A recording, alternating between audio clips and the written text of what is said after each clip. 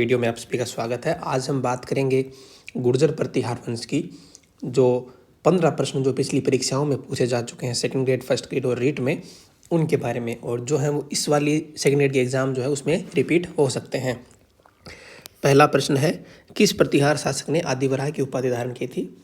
तो जो प्रतिहार शासक थे जिसने आदिवराह की उपाधि धारण की थी, उनका नाम था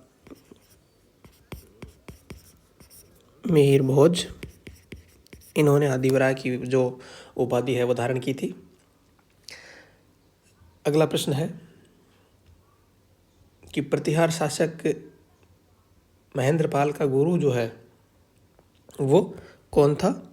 तो ये भी एक अच्छा प्रश्न है, पूछा जा सकता है, पूछा गया है आज से पहले। प्रतिहार शासक महेंद्रपाल का गुरु जो है ये कौन था? तो ये राजस्थान पुलिस की भर्ती में पूछा गया है, ये था राजशेख। ठीक है, ये महिपाल के और महेंद्र इनके दरबारी कवि भी थे। और अगला प्रश्न है कि गुर्जर प्रतिहार की राजधानी किस स्थान पर स्थित थी? तो ये जो है ये भीनमाल नामक स्थान है, वहाँ पर स्थित थी। और इसे भीनमाल को प्राचीन नाम इसका श्रीमाल भी है। और ये कहाँ है? ये है जालोर में। ठीक है, अगला प्रश्न चलते हैं, किसके शासनकाल में ग्रंथ कुवलय माला की रचना की गई? काफ़ी अच्छा प्रश्न है कि किसके शासनकाल में ग्रंथ कुवलय माला की रचना की गई। तो इसकी रचना जो है वो वत्सराज के समय की गई। गुर्जर प्रतिहार शासक वत्सराज थे, उसके समय की गई। और अगला प्रश्न है कि प्रतिहारों की सबसे प्राचीन शाखा कौन सी मानी गई है? तो प्रतिहारों की सबसे प्राचीन शाखा जो है वो मंडोर को माना गया है। यानी जो मंडोर शाखा है वो प्रतिहारों की सबसे प्राचीन शाखा है।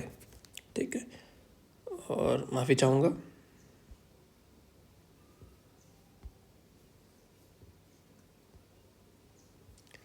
मंडोर शाखा है वो प्रतिहारों की सबसे प्राचीन शाखा मानी गई है।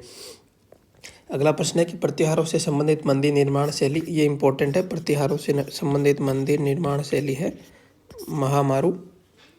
ठीक है, अगला प्रश्न है, किस प्रतिहार शासक ने अपनी राजधानी मंडोर से मेड़ता स्थानांतरित की थी?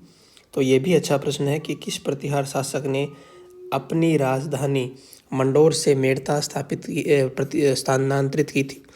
तो इसका आंसर दोस्तों हो जाएगा नागभट्ट प्रथम जो शासक थे, इन्होंने अपनी राजधानी जो है वो नागौर से मेड़ता स्थापित की थी। अगला प्रश्न आ गया कि जो पीलोमाला नामक स्थान है कि ये किस स्थान को इस नाम को किस स्थान से जाना जाता था? तो पीलोमाला जो है वो भीनमाल को कहा जाता था। किसको कहा जाता था?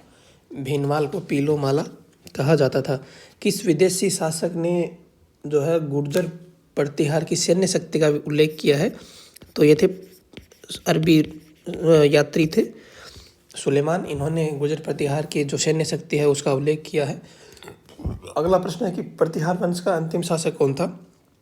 तो दोस्तों प्रतिहार वंश का अंतिम शासक जो था वो यशपाल था। कौन था? यशपाल जो है वो प्रतिहार वंश का अंतिम शासक था। और अगला है कि रोहिलिद के नाम से कौन प्रसिद्ध है? तो रोहिलिद के नाम से जो प्रसिद्ध है वो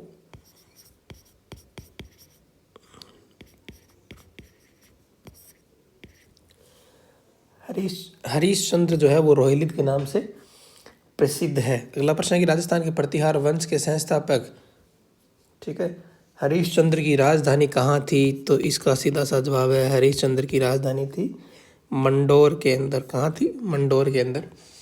और अगला है कि ग्वालियर प्रशस्ति की रचना किसके समय हुई? तो ग्वालियर प्रशस्ति की रचना जो है वो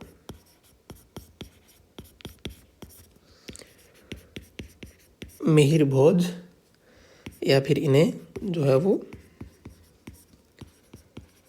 भोज प्रथम के नाम से भी जाना जाता है। किस राजा के वंश जो है वो गुर्जर प्रतिहार कहे जाने लगे? ठीक है, पहले प्रतिहार थे, गुर्जर प्रतिहार जो वंशज हैं वो किसके माने जाते हैं? नागभट्ट प्रथम के वंशज हैं वो गुर्जर प्रतिहार कहे जाने लगे। 15वां प्रश्न है कि प्रतिहार शासक महिपाल व महेंद्रपाल का दरबारी कवि कौन था? तो ये आप हमेशा याद रखिए, कभी कोई भी पूछे तो राजशेखर आपको गुर्जर प्रतिहार में बता देना है। राजशेखर इनके दरबारी कवि थे। तो ये आज के 15 प्रश्न थे जो पिछले परीक्षाओं में पूछे जा चुके हैं। आशा करते हैं आपको वीडियो पसंद आया होगा। वीडियो पसंद आया तो वीडियो को लाइक और चैनल को सब्सक्राइब करना ना भूलें। धन्यवाद आप सभी का।